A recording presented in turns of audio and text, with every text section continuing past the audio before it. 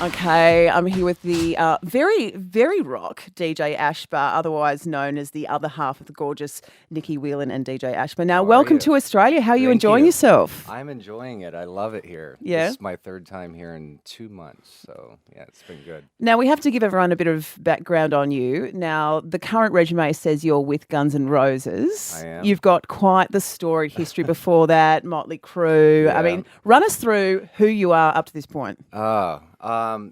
I produce and write for a lot of different bands, from Drowning Pool to Motley Crue to Neil Diamond to just a handful of really fun people to work with. And I'm in a band I started with Nikki Sixx called 6 a.m. And we have our second album coming out right now, which is called This Is Gonna Hurt, and the single just came out in the States called Lies of the Beautiful People, which is the #1 most added song in the States right now, which is... Wow. Okay, so describe the style of it for us. It's really cool. It's different. I do a lot of orchestration, orchestra pieces, and I can get really, basically 6 a.m. is a side project, but it's fun for all of us because being artists, it's probably the only and first time I've ever been able to be true to the art of music. We're not writing for radio. We're not trying to please people.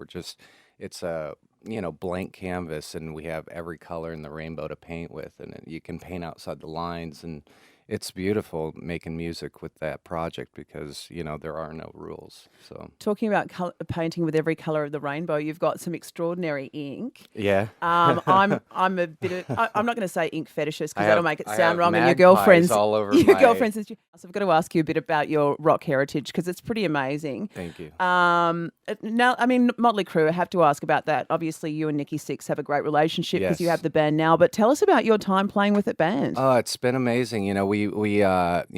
I co-produced the last album, Saints of Los Angeles, and I co-wrote 11 of the 13 songs, and we were all nominated for a Grammy for it. And it's just been a blast. They've been like my brothers. They took me in under their wing, probably 8 years ago.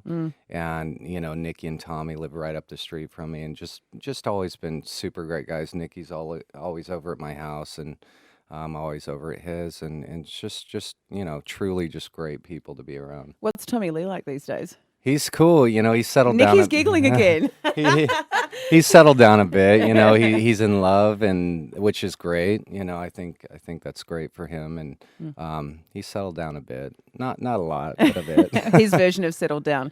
Okay, talk about Guns N' Roses. You're now obviously the band split. We've spoken to Slash before, so we won't go down that path. But Axl, you're on the road. What's that like? It's amazing.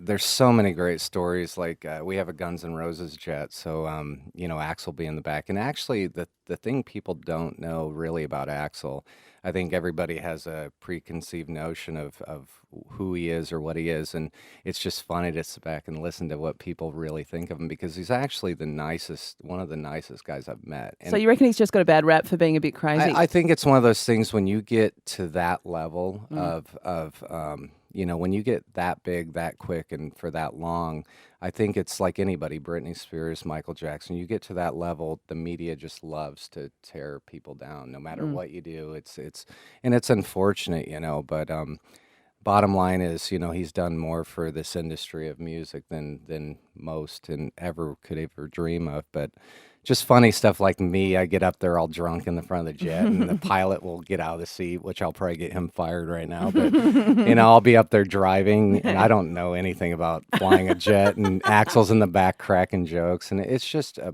really good time. A lot of fun. Is he still living hard, or is he on the organic mung beans now? Oh, no, he's hardcore. I would be so disappointed if it was any other way. He is truly, when you think of what a rock star is, he is every bit that. And I'm getting the word that you're every bit the real rock star. Yeah, really? I've never seen someone consume the way that alcohol, cigarettes, and junk food and stay looking like he's 25. It's like nothing I've ever seen before. I'm very impressed. She freaked out because when we first met, she was like, looked over, and I guess I do what I do. I smoke in the shower. I don't know. I smokes in the middle of the night. Hear a chick, chick, and he lights up in the middle of the night. It's gross. But I guess she was really impressed because I I can smoke a whole cigarette and not get it wet and take a full-on shower, but she's That's pretty rock. I don't even want to ask about any more shower behaviour. It's kind of a family-friendly show. All right, I want to ask about you too, and I'm going to talk to Nikki a little bit later. Yes. But how'd you meet? We met through a mutual friend, and then what was cool is I was on tour. I was in Amsterdam at the time, and we sat on Skype for 6 weeks and really got to know each other before we could ever even meet and touch each other or whatever. But it was, I think, just the coolest way to meet, you know. Actually get to know each other. And you're super cool, awesome, hot people. So the anticipation, for lack of a better word, it was killing must me. have been amazing. It was killing me. All right, well, DJ Ashba, otherwise known as Darren J, not a DJ. Thank you so much for joining us on the Hot Breakfast. Thank you, look guys. forward to seeing you in Melbourne again soon. Thank you very much.